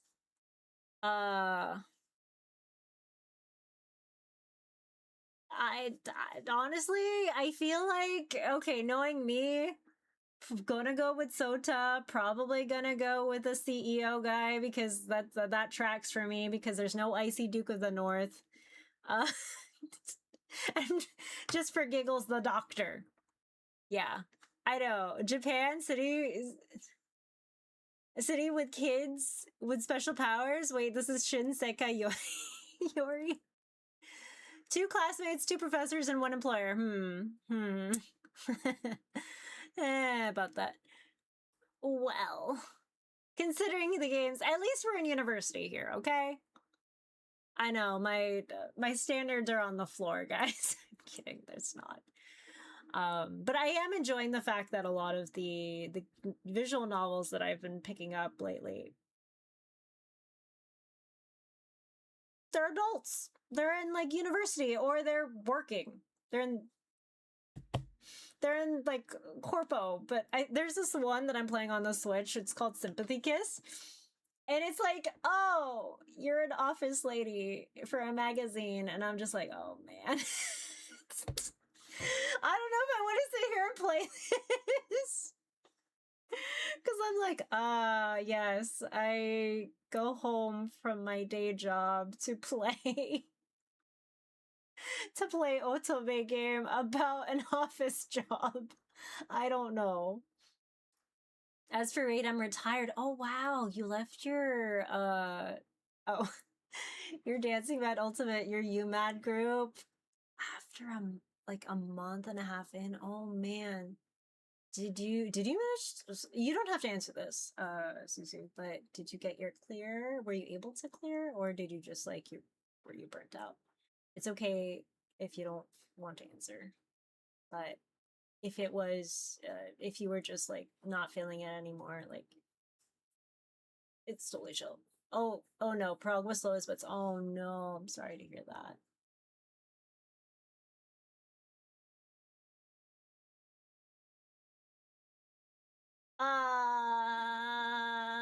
Childhood friend, CEO, this guy, suspicious organization guy, the doctor guy, medical school guy, martial arts ace.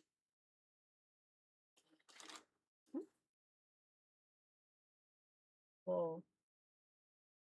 Oh, hold on.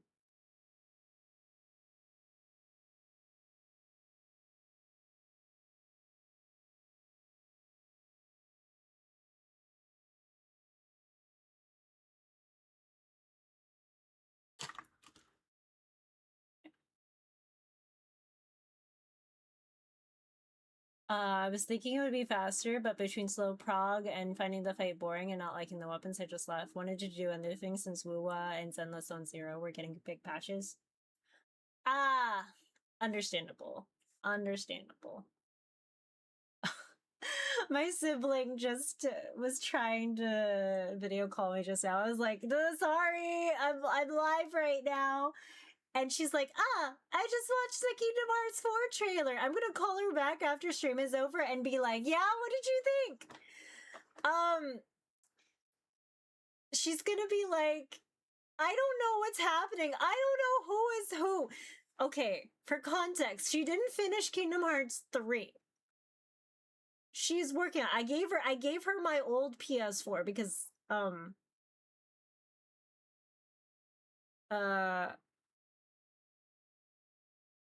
we upgraded. Wild and I upgraded because we have a PS4 Pro. Yeah, we have a PS4 Pro. So she has my old one. My sibling has my old one. And so she got stuck in the Pirates of the Caribbean one. She's like, I don't understand how I'm supposed to like do the ship battles. She forgot to collect the crabs to level up the ship. Yeah, no. So she's stuck. And so I'm sitting there, like, I think when I was over, I was like, here, let me do it. So I was sitting there collecting the crabs while she like yaps my ear off about K-pop, and I'm like, okay, yeah, that's fine. I don't know if she's ever cleared that ship battle though and left the Caribbean. Who is this Mickey? Did someone transform him into a mouse? Yes. Michael, I almost called him Michael Christopher Koji Mouse.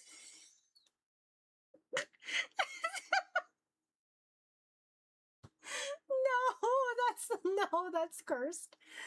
But anyway, Redline, I enjoyed it. I'm definitely going to support this Kickstarter. They met their base goal. They've 23,000 USD raised. So they're wow, okay. Okay, so full one additional love interest route. Nice. Okay. So full production of the shared story. So all 5 will be in the shared story. Okay, so they don't okay, so it's all shared, and then it will be then they'll have those splits if they raise enough money. Okay. So hold on. Okay, so base goal is shared story is funded. Kazuma love interest is funded. Then follow. Okay. You know what? Okay, I'm quite with that. Oh, but wait, Sota though. No. Mickey's for friends, and the mouse is no friend of mine. The mouse stole my wallet. The mouse will continue to steal people's wallets. They're going to have an animated series, which I honestly hope it connects all of the like the mobile game stuff, because I'm like, wow, this is content we can't access anymore. Please explain this to me. Please explain this in a show. I will sit there. I'm watching Twisted Wonderland on Disney Plus right now. Disney Plus or Hulu. Yeah, Sora is also informed. Wait, was that also revealed in the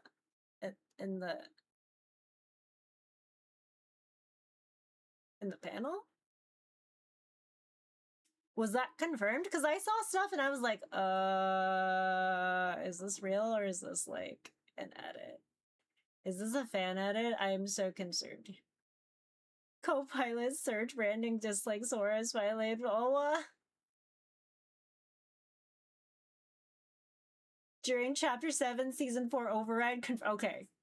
I was just like, huh? Huh? Tabs, go away! Go away! Why the fuck is Timu on there? I don't even like...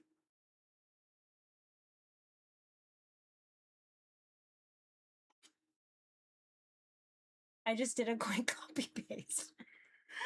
I'm sharing my display.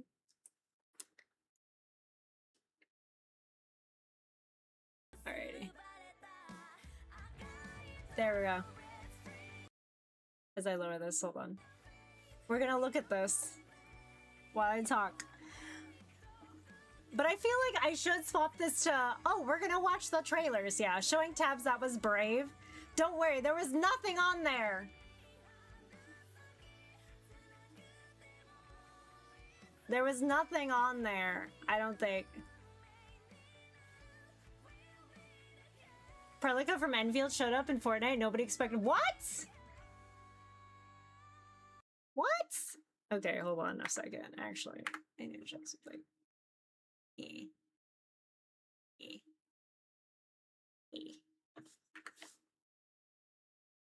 There was like no tabs on there. Yeah, I don't know why I like have. Okay. All the sponsored shit.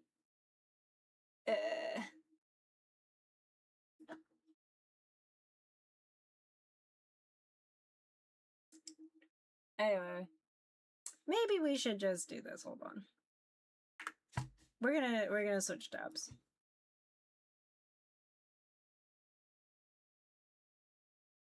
Maybe not. I don't know.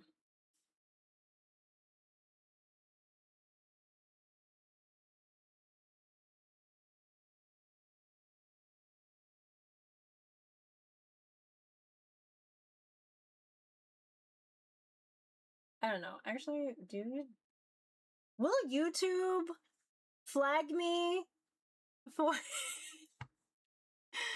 for this? Maybe.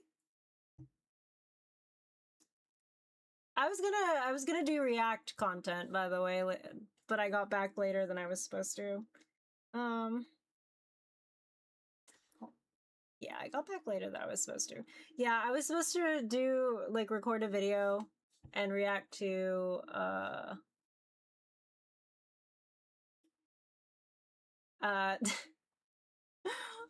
Kingdom Hearts trailers, Ahsoka season 2. Yeah, I was supposed to do that, but you know, it's not gonna happen. Not tonight anyway. I'm charging my Switch too. I'm probably gonna play Final Fantasy on there, even though I'm on my computer. I just want to sit and craft on my Switch too. I've cleared out my inventory, by the way, everybody. One and a half tabs is clear. So there's that. But yeah, I did the impossible. I tried.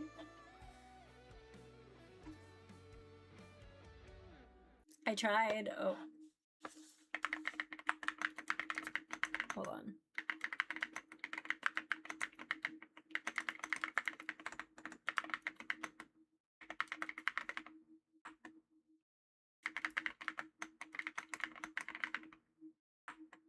Oh man.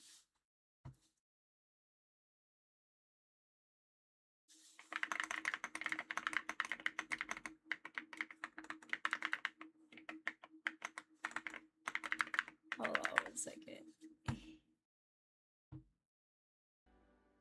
Applause. I know, right? I tried, everybody.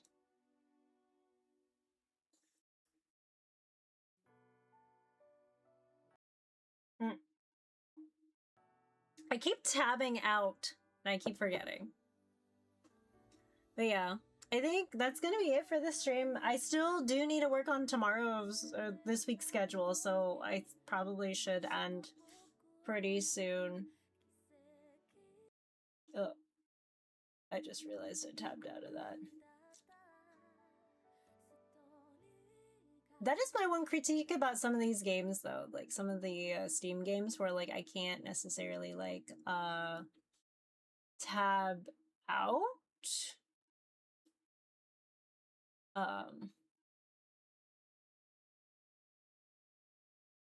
I gotta, like, show the monitor, the display monitor instead of the actual, like,